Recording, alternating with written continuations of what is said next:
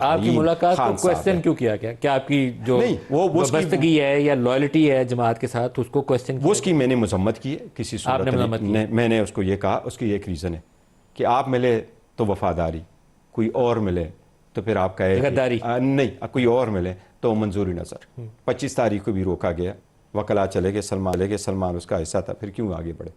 اس لیے نہیں ہونا چاہیے تھا. بٹ اس پہ ہم بات نہیں کرتے کہ کیوں ایسا ہے.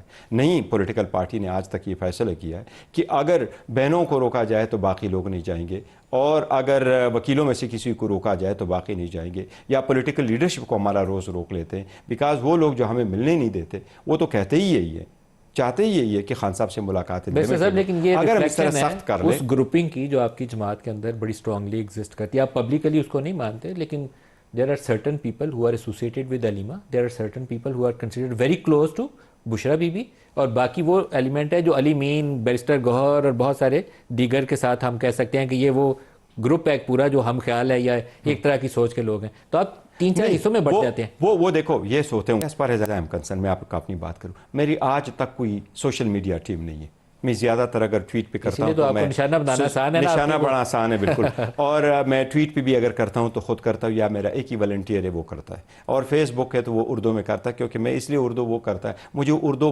بول تو سکتا ہوں، میں پڑھ نہیں سکتا، پڑھ بھی تھوڑا بہت، لیکن میں لکھ نہیں سکتا اردو، اس لیے میرے لیے وہ کرتے رہتے ہیں. تو سوشل میڈیا کی ہاں پاکستان تحریک انصاف میں گروپس نہیں ہیں، لیکن اختلاف رائے ضرور ہے. کوئی کہتا ہے آپ اس طریقے سے اقدام کرو، کوئی کہتا ہے اس قسم کے اقدام کرو. اور سم ٹائم یہ اس لیے ہو جاتا ہے کہ خان صاحب کے ساتھ کمیونیکیشن گیپ آ جاتا ہے.